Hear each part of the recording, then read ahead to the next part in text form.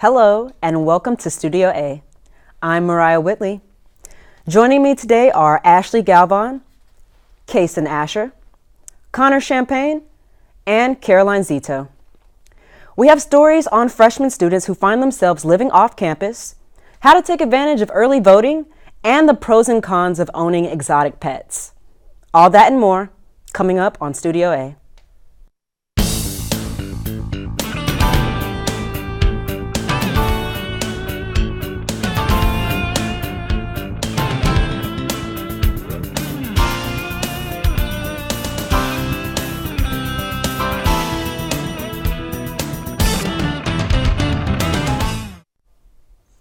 Texas State is facing what appears to be a shortage in housing for freshmen. There are scores of freshmen currently living off campus in a number of different places. Connor Champagne went out to find more.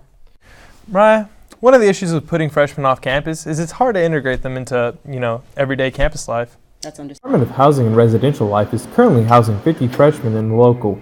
They also have allowed 400 to 450 freshmen live off campus due to various reasons. These freshmen, who number at almost 500, are going to suffer some major disadvantages. My main concern is their ability to connect to someone on this campus who can guide them. And when you live on campus, not only do you have a full-time professional staff member, the residence director who lives in the hall, but you also have some pretty highly trained RAs whose sole job it is to help get you to the right place. The RA experience helps freshmen to learn about available resources on campus and serves as an emotional support system. According to Dr. Freud, in national research, freshmen off campus suffer from a lower grade point average and are less likely to return the next year. There's something about that experience of being in a residence hall and having the kind of support that we offer that is that makes a difference for our students. Texas State's housing situation is expected to recover next year with the completion of Blanco Hall's renovation. There are also plans to tear down several of the other halls to build a larger housing facility. And that looks right now like will be upwards of 950 beds that will be opening in the fall of 2021. So we're going to manage our numbers really carefully between now and then. With this being the largest ever freshman class and the enrollment rate of freshmen climbing higher and higher every year, the number of upperclassmen who get on-campus housing is expected to decrease. For Studio A, I'm Connor Champagne. So Connor, I'm interested to know, with Texas State taking in all these extra students to the point where they don't have enough room in the dorms, what's being done to fix this problem? So there's actually several things that are happening right now. Currently, we lost Elliott Hall, which was about 180 bed spaces. It's going to be turned into an academic and classroom kind of building and offices. So what's going to happen is Blanco's actually finishing a renovation here next semester, and next year, not next semester, and it's going to open up about 150 beds to help compensate, and then after that, we're going to be building over on Hornsby and Burleson, which were halls that didn't have AC, who've been shut down for a number of years now, and that hall is actually going to be a 3-building hall, and it's going to have hundreds and hundreds of beds, honestly. November is approaching and it's almost time for voting in the midterm elections. It can be tough finding resources on campus and learning how to register to vote. But luckily, I found several resources students can use to get the information they need. A lot of students may be unaware of voting resources here at Texas State University. Well, you have the student organizations around here, Young Democrats, Young Republicans. They usually have tents out in the quad. You go and they'll give you information on the Democratic candidates in San Marcos versus the Republican candidates in San Marcos, and yeah. There's a group on campus called the Voter Registration Task Force that helps students get registered for voting and learn about ways to vote early on campus. A group of people who discussed how can we, what can we do to actually get things going. And so we did stuff, tabling events for voter registration, attended some events where we just had our little clipboards with, register to vote stickers on them and stuff. Student government and the Dean of Students work together to provide unbiased information for students to view candidates' history. We developed a website for student government. It's either Texas State Votes or Bobcats Vote. their website will come up. Early voting will take place on campus next week, Monday through Wednesday from October 22nd through October 24th. To learn more, you can visit vote411.org or votesmart.org. For Studio A, this is Mariah Whitley. Mariah, did you find that students are interested in early voting? I'd say so, Caroline, especially with the current political climate that's going on. Business students can get practical experience from a class offered in the business school, and Lindy Cochran took a look at SIFE. SIFE, or Studies in Free Enterprise, is a non-traditional class in the McCoy School of Business. It's connected to SIFE Enactus, a global organization committed to using entrepreneurship skills to better individuals and communities. The course is structured like a corporation and prepares students for leadership roles in a professional business environment. It's not going home and memorizing vocabulary words or working out problems and stressing out about a test that you're taking with pen and paper. It's really what you put in is what you get out, and I think that's the most rewarding thing for people and why they really enjoy the class. Lectures highlight famous entrepreneurs and financial literacy, but instead of earning credit through homework and exams, students volunteer their time to various projects that benefit small businesses and the community, all of which are centered around the triple bottom line: people, profit, and planet. We focus primarily on helping the environment through any way we can, benefiting people, their livelihoods, making sure that they're entrepreneurships and they can generate money, and we also focus on profit. Of course, any corporation successfully long-term and sustainability has to have some sort of profit for it to grow. One project, Success for Breakfast, provides a hands-on opportunity for students to expand their business skills by selling tacos in the quad. Now that I've taken on this, I'm learning how to have my own team and how to guide them for success. However, students involved in SIFE develop more than just professional skills for the future. I have so many friends that I've gained through the organization, and they're all so motivated. I can honestly say that every single one of them is going somewhere in life, and we're all going in such different positive directions. So being constantly around people like that, it allows me to continuously self-reflect and stay motivated. The class may count as an upper business elective for business majors, but it's open to students from all colleges within the university. Students wanting to enroll must complete an informal interview. Anyone interested may contact either of the SIFE co-presidents for more information. For Studio A, I'm Lindy Cochran. So Mariah, SIFE sounds like an awesome organization here on campus. What other programs or projects do they do? I know that they have a lot going on right now, Kason, but in particular, they have this project they're doing out on the quad where they sell tacos from Lolitas for, I guess, a little profit. It's pretty cool. Awesome. When we come back, we'll have a piece on our radio show that teaches students about personal finance, fighting off the freshman 15, and, this may seem contradictory, enjoying new food choices on campus.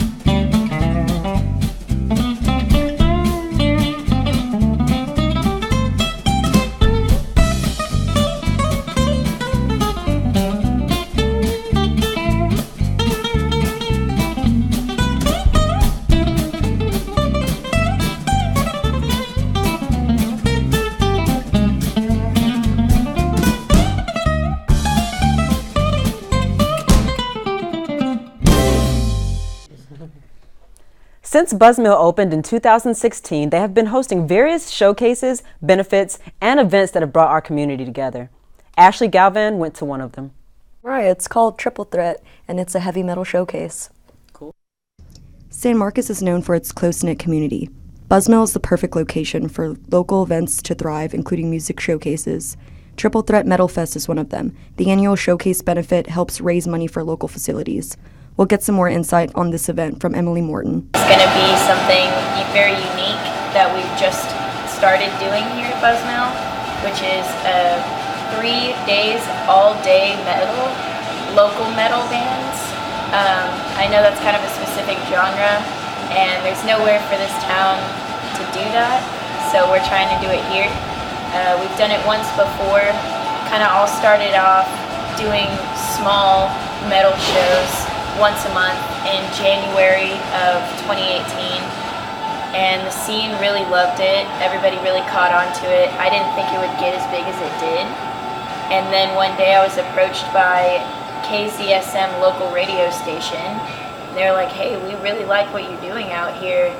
Let's do it 10 times bigger. And I was like, all right, man, let's do it. We're right on the square. We can get away with this. And I love it because we're bringing something back. We can get the Austin crowd, we can get the San Antonio crowd, they can meet here in San Marcos. We are still not that big yet. And if we can bring people together and do something new, and we can be that voice and have that out there for people. We're also donating to the Hayes County Women's Shelter. So for the first one, we donated to the San Antonio Women's Shelter, and we had bands out of San Antonio come out, kind of like support your city. We're donating to that city, so they all came out and made it happen. But this one, we're supporting the Hayes County Women's Shelter, so our local scene has really stepped up to come out and do it. Try to see anything that I can, especially when it's free, and to help a local cause. So that's up. Just seeing everyone come together and have a place to come, and they just get so happy about that. Most people don't know who I am, so I can kind of be in the crowd and watch people's reactions when they get here, and they're like, whoa, like, where has this been? I've been living in San Marcos, I've never seen this, and I love this. This is my jam, this is my genre, this is where I want to be, these are my people, this is my community. And watching that happen is probably the most rewarding part of the entire thing. Don't miss next year's showcase. Celebrate a good cause for your San Marcos community. For Studio A, I'm Ashley Galvan. So, Ashley, what other programs can our viewers go to at the Buzzmill? So, 'tis the seasons for a spooky time, and basically Buzzmill's going to have at the end of the month a witches market. So they're going to have like tarot readings and local vendors and artists out there. Oh wow, that sounds real spoopy. Students struggle with many responsibilities, and one of them is personal finance. It can be difficult to save your money and budget when you first get to college, but luckily for Texas State students, there is a radio program that offers financial tips. There are many ways to get help with money problems. One way is listening to Cash Radio on KTSW 89.9. So Cash Radio is a talk show that we do here at KTSW. It's every Thursday morning from 8 to 9 a.m. Cash Radio is a project from the business school organization called SIFE. SIFE stands for Students in Free Enterprise. Basically, it's an advanced marketing elective, and your grade is determined by your involvement in the class on various different projects. These students talk about personal finance, entrepreneurship, and how to invest in the stock market. So if you have a writing student who doesn't know how to do their taxes or how to get into real estate, we kind of talk about that too. So yes, it is like a radio show from the business school, but it's a really important segment that I think a lot of people should listen to. Students can listen to Cash Radio in the car or on ktsw.txstate.edu. For Studio A, this is Mariah Whitley. Mariah, how beneficial do you think Cash Radio is? I think it's really great for students who are just getting into college and learning how to do things on their own, especially learning how to file your taxes and just budget in general. College students living off campus like to have pets. Mostly they'll pick a cat or a dog, but Case and Asher says some people prefer something more exotic. That's right, Mariah. I met with one man that thinks reptiles are the way to go. As students move on from life in the dorms, one of the most exciting new freedoms is owning a pet. Most students get a dog or a cat, but some go for something a bit more exotic. Drake Rangel is the founder of Homies with Scales, an educational outreach to provide more information about lizards, snakes, turtles, and more.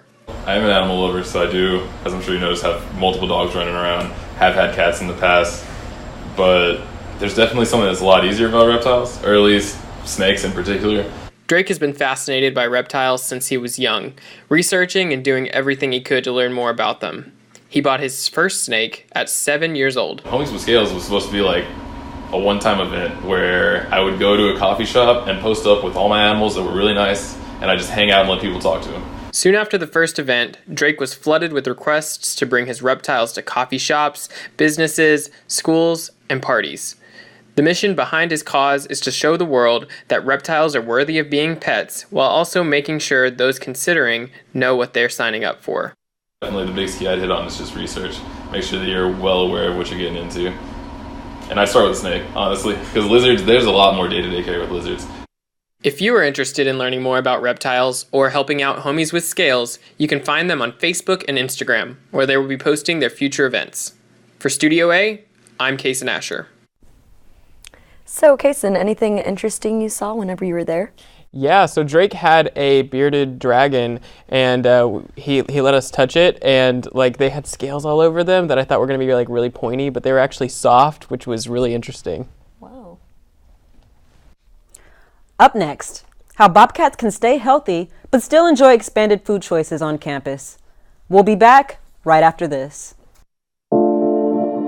I sing the body electric in sissy punks and backward snapbacks, lavender nail polish and auto-tuned hookups, lightning bolts sizzling in my touch, in heels and sneakers, and button-downs, curled hair and buzz cuts. I sing the body electrified, samba, barefoot stomping, make a home from a grave plot, lipstick stained and beautiful. Sing it porque even in death we are temples, built of magic and sunlight. Know that no amount of electricity can fix what isn't broken. Sing praises in Spanish, English, sing loud, sing proud, sing so that your ancestors can hear you. High falsettos to crack mirrors, love songs, sing T for too many siblings lost, R for red lips, laughing through tears wiped away, A for answered prayers, for angels lost, N for negritas and nopales, and no more hiding, and love and knowledge. Sing S to sing for singing's sake, for your voice is made of wonder. Sing the body electric, because we are magnificent at 100,000 volts. A message from Transcend at Texas State. Everyone's heard of the freshman 15, right?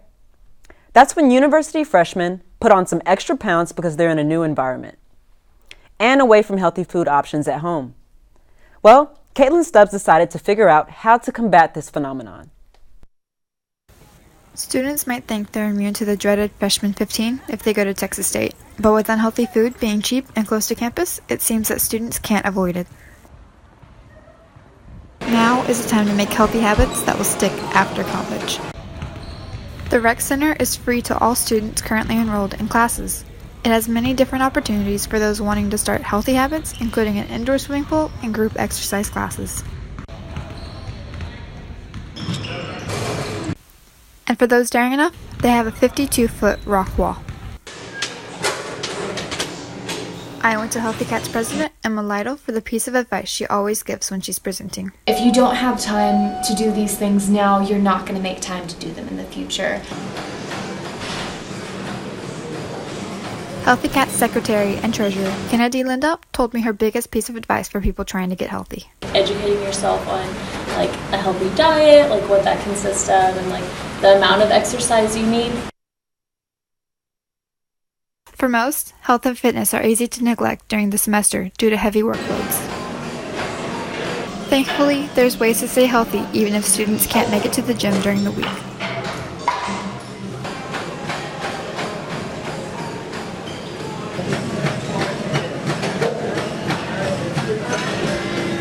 Students can also stay fit by walking on campus when they can't get to the rec center. For Studio A, I'm Caitlin Stubbs. People love to... It really is hard to stay healthy on campus. I agree with you on that. People love to gripe about the food on campus, but we've got some new places to choose from. Caroline Zito, check them out.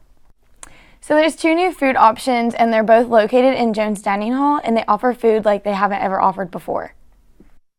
In 2016, Jones Dining Center reopened with new renovations, allowing more food options for students. Since it has reopened, they have added 2 more places this semester, Raisin Irby frozen yogurt and Kawa sushi. While both of these are on campus, neither one accept meal trades. However, they do both accept dining dollars. I like it, yeah. I like this new place, but I haven't got it because it doesn't have meal trades, so I haven't really used it, but I like sushi, so. Kawa Sushi doesn't just offer sushi rolls, but also poke bowls. Many times if you're walking by, you can get yourself a sample. Many students appreciate the healthier food choices as well. I think that they're great, gives students more of a variety of options and the healthier options with the sushi. Raisin Irby's frozen yogurt is actually machine operated. You can pick your flavor and add any topping you would like. This is the first frozen yogurt place on campus.